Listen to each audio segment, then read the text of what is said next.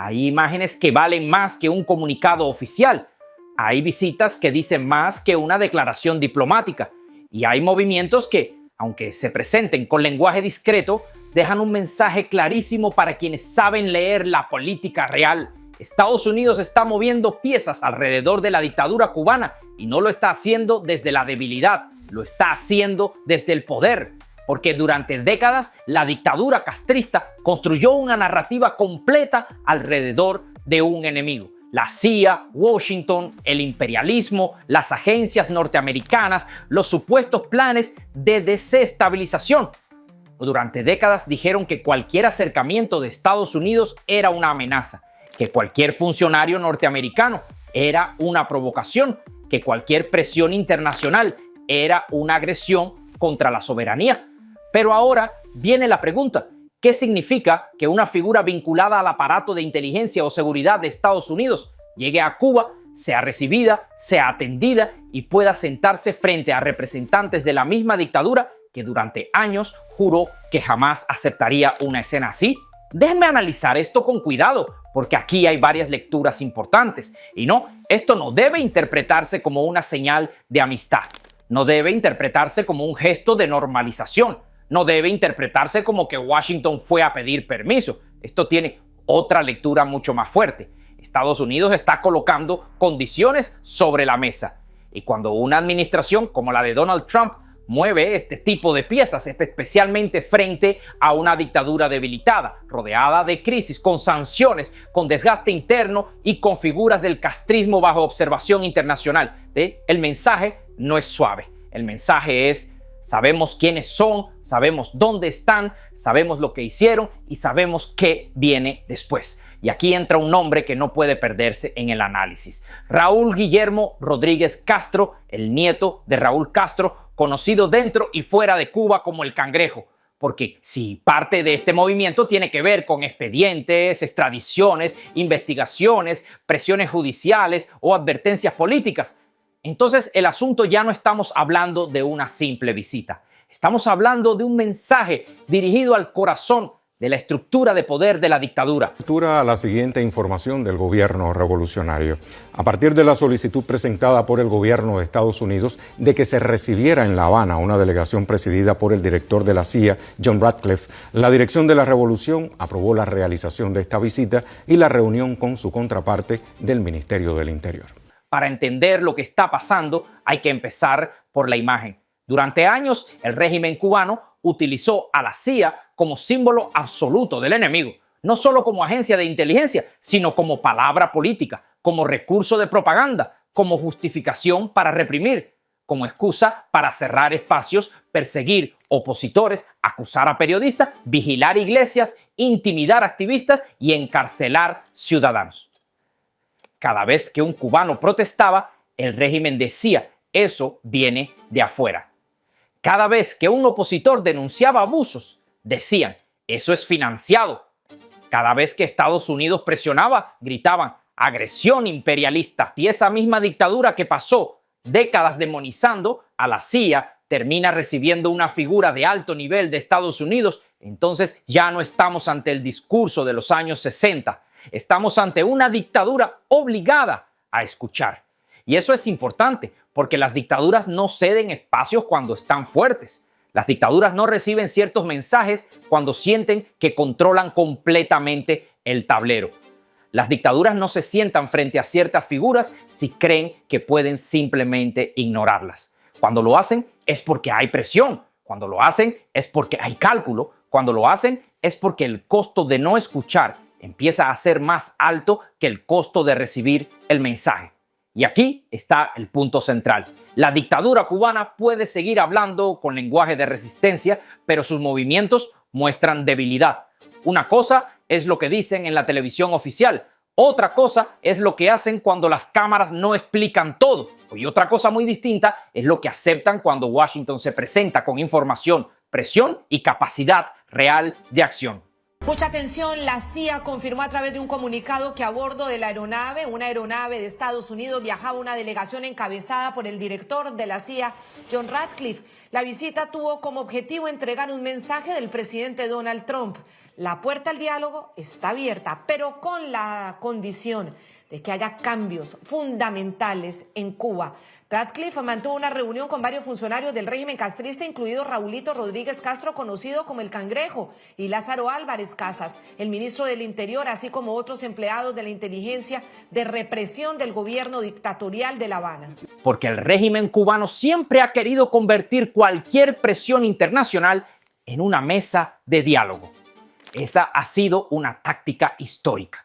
Cuando están acorralados, piden conversación. Cuando necesitan oxígeno, hablan de respeto. Cuando buscan ganar tiempo, hablan de soberanía. Cuando quieren dividir a sus adversarios, hablan de negociación. Pero lo que parece estar ocurriendo aquí no tiene la estructura de un diálogo político tradicional. Esto no parece un proceso donde Washington llega a decir, vamos a reconstruir relaciones.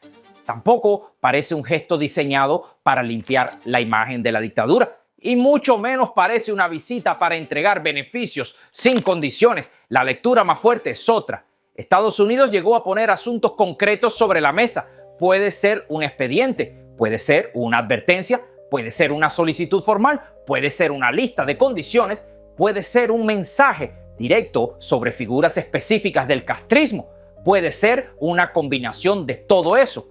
Y aquí entra una hipótesis que hay que manejar con prudencia, pero que no se puede ignorar. Si la visita o el contacto tiene relación con el Cangrejo, entonces el movimiento es mucho más serio de lo que parece.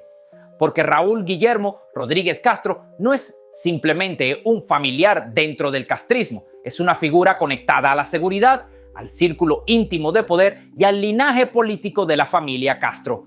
Su nombre tiene peso simbólico y operativo. Y si Estados Unidos estuviera colocando sobre la mesa un asunto relacionado con él, la pregunta sería, ¿lo están tratando como una figura política protegida por la dictadura o como un ciudadano cubano que debe responder ante una solicitud concreta? Esa diferencia es fundamental. Y aquí hay un detalle que para mí es clave. Si el asunto toca directamente a Raúl Castro, Estados Unidos no tendría que presentarlo necesariamente como un tema político. Podría presentarlo como un tema legal, como un expediente, como una solicitud concreta sobre una persona que ya no ocupa públicamente el mismo rol formal de antes, pero que sigue siendo el símbolo central del poder histórico de la dictadura. Y si ese fuera el caso, aunque no lo estén diciendo públicamente, la presión sobre el régimen sería enorme, porque ya no estaríamos hablando de un comunicado, ni de una foto, ni de una visita protocolar. Estaríamos hablando de Washington, colocando sobre la mesa un nombre, una responsabilidad y una pregunta incómoda. ¿Ustedes lo van a proteger o van a cooperar? Ahí está la presión. No necesariamente en un discurso público, no necesariamente en una amenaza televisada. La presión está en obligar al régimen a moverse dentro de un marco donde cada respuesta lo compromete. Ahora hay que mirar esto dentro de una lógica más amplia, la lógica de Trump frente a las dictaduras. Trump no suele operar desde el lenguaje diplomático tradicional. Su estilo no es construir largas mesas de negociación para que el adversario gane tiempo. Su estilo es presión, transacción, demostración de fuerza y mensaje directo. Y en el caso cubano, esa diferencia importa muchísimo, porque la dictadura cubana ha sobrevivido durante décadas aprovechando los tiempos largos. Ellos son expertos en dilatar, expertos en sentarse, hablar, prometer, incumplir, esperar otro ciclo electoral en Estados Unidos, buscar oxígeno en Europa, mandar señales confusas y luego volver a cerrar. Ese ha sido el patrón. Pero una administración Trump interpreta ese juego de otra manera. No llega necesariamente a preguntar, ¿qué necesitan ustedes? Llega a decir, esto es lo que hay. Y esa diferencia cambia todo. Por eso este movimiento tiene una carga simbólica tan grande, porque la dictadura lleva años diciendo que Estados Unidos no puede imponerle nada. Pero en la práctica, cuando Washington mueve sus agencias, sus expedientes, sus sanciones, sus canales de inteligencia y sus mecanismos judiciales, el régimen entiende perfectamente que no está tratando con una ONG ni con un grupo de exiliados indignados. Está tratando con el aparato de poder de Estados Unidos y ahí la propaganda no alcanza. La mesa redonda no resuelve eso. Un editorial de Granma no resuelve eso. Trump no está tratando a la dictadura como un interlocutor respetable. La está tratando como una estructura bajo presión. Y ese es el punto que mucha gente pierde cuando intenta leer esto como si fuera diplomacia normal. No es diplomacia normal, es política de poder. Atención, Estados Unidos planea una acusación formal contra el dictador cubano Raúl Castro. El máximo cabecilla de la tiranía tendría que enfrentar cargos penales en cortes federales bajo un expediente relacionado con el derribo de 2 pequeños aviones de la ONG Hermanos al Rescate, vinculada a la disidencia, atentados ocurridos en 1996 y que cobraron la vida de 4 ocupantes de esas aeronaves. La información fue compartida bajo condición de anonimato por un alto funcionario del Departamento de Justicia sobre la acusación formal que tendría que ser aprobada por un gran jurado y que parecería ser entablada de manera inminente. Hay al menos 3 posibilidades sobre la mesa y las 3 dicen algo grave sobre el momento que está viviendo la dictadura cubana. Primera posibilidad, que Estados Unidos haya llevado un expediente, una solicitud o una presión concreta relacionada con Raúl Castro. Si Washington está mirando directamente a Raúl Castro, entonces la pregunta cambia por completo. Porque Raúl Castro no es simplemente un nombre del pasado. Raúl Castro es el símbolo vivo de la estructura que heredó, administró y protegió el poder totalitario en Cuba durante décadas.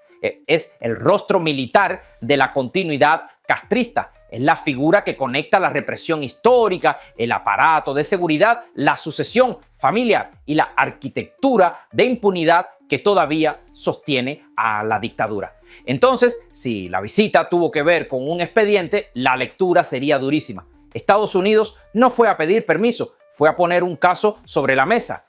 Fue a decir, esta causa existe, esta información existe, esta responsabilidad está documentada y ustedes tienen que decidir si cooperan, si lo protegen o si quedan retratados como una dictadura que esconde a sus figuras históricas. Imaginen lo que eso provocaría dentro del régimen. Y ahí también entra el círculo familiar, porque alrededor de Raúl Castro no solo está su historia política, está su familia, está su entorno, está su nieto Raúl Guillermo Rodríguez Castro, el Cangrejo, como símbolo de esa protección interna, de ese privilegio heredado y de esa sensación de intocabilidad que siempre rodeó a la familia Castro. Pero el punto central no sería el Cangrejo, el punto central sería Raúl Castro. Segunda posibilidad, que Estados Unidos haya ido a comunicar condiciones para una etapa más profunda de presión o de reordenamiento interno. Sí significa que Washington puede estar diciendo, si esta crisis sigue avanzando, si la dictadura entra en una fase de mayor debilidad, si se abre una etapa donde haya que garantizar estabilidad, ayuda, seguridad o control, entonces estas son las condiciones. ¿Quién puede seguir teniendo poder? ¿Quién no? ¿Qué estructuras represivas no pueden mantenerse intactas? ¿Qué figuras están demasiado comprometidas? ¿Qué áreas de la economía, de la seguridad y de la ayuda internacional no pueden quedar completamente en manos de los mismos que hundieron al país? Esa posibilidad es muy seria porque convierte la visita en algo más que una conversación. La convierte en una advertencia sobre el futuro. No sería, vamos a dialogar con ustedes como iguales. Sería, el tiempo se está cerrando. Y si viene una etapa nueva, Estados Unidos no va a permitir que la misma estructura que destruyó Cuba administre la salida como si nada hubiera pasado. Y tercera posibilidad, que la visita tenga un componente más técnico relacionado con ayuda humanitaria, alimentos, logística o coordinación de una entrega masiva. Pero incluso esa opción, que parece la más suave, tampoco deja bien parada a la dictadura. Porque si Estados Unidos necesita usar canales de seguridad e inteligencia o coordinación especial para hablar de ayuda, eso quiere decir que no confía plenamente en el régimen para manejar esa ayuda con transparencia.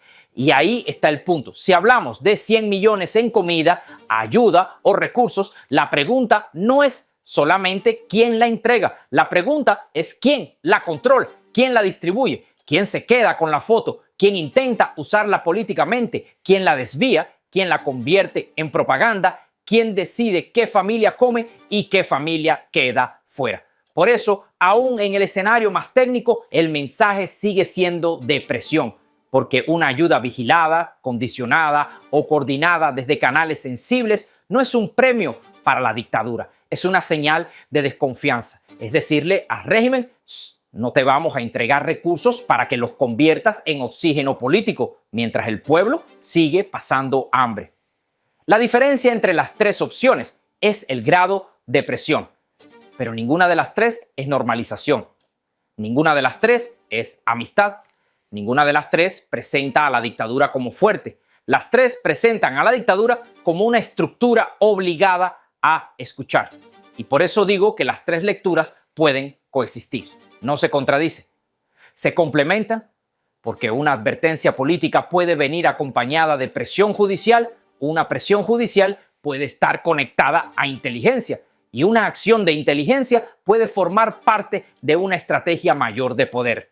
Aquí hay algo muy importante para la audiencia. La dictadura cubana va a intentar controlar el relato, puede minimizar la visita, puede decir que fue algo técnico, puede esconder detalles, puede filtrar una versión conveniente, puede activar a sus voceros para decir que no pasó nada importante, puede usar lenguaje diplomático para bajar la tensión. Ese es el problema del castrismo en esta etapa histórica. Durante décadas actuaron como si el poder fuera eterno, pero ningún poder es eterno cuando empieza a quedarse sin recursos, sin legitimidad y sin capacidad de imponer miedo como antes. Esto importa porque durante mucho tiempo al pueblo cubano se le dijo que la dictadura era invencible, que nada cambiaba, que nadie tocaba a los de arriba, que la familia Castro estaba blindada, que los represores podían actuar sin consecuencias, que el exilio hablaba pero no tenía impactos, que Washington amenazaba pero al final siempre volvía a negociar.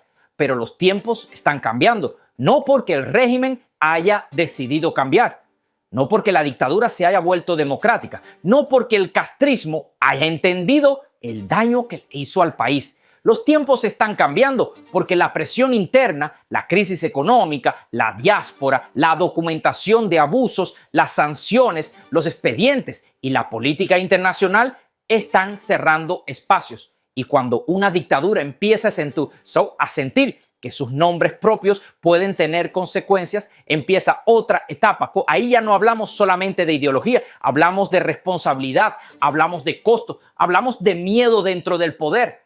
Y eso es exactamente lo que el castrismo siempre quiso evitar, que sus figuras dejaran de sentirse intocables. La imagen que emerge es clara.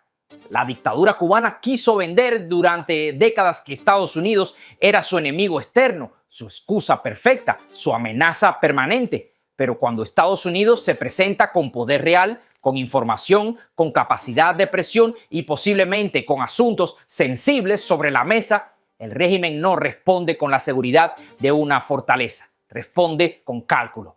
Y el cálculo revela debilidad. La presencia, el contacto o el movimiento de Washington hacia La Habana no debe leerse como normalización, debe leerse como advertencia, no como oxígeno político, sino como recordatorio de que los nombres, los expedientes y las responsabilidades pueden volver en cualquier momento. Y si el cangrejo está dentro de esta ecuación, entonces el mensaje toca directamente una de las zonas más sensibles del castrismo. Por eso les pregunto, primero, ¿creen ustedes que Estados Unidos fue a entregar un mensaje político directo a la dictadura? Segundo, ¿creen que el cangrejo puede estar dentro de una presión mayor contra el círculo de Raúl Castro? Tercero, ¿estamos viendo el inicio de una nueva etapa de presión de Trump contra el régimen cubano? Los leo en los comentarios, porque una cosa es lo que la dictadura dice, pero otra muy distinta es lo que sus movimientos revelan. Y en política, los movimientos casi siempre dicen más que las palabras.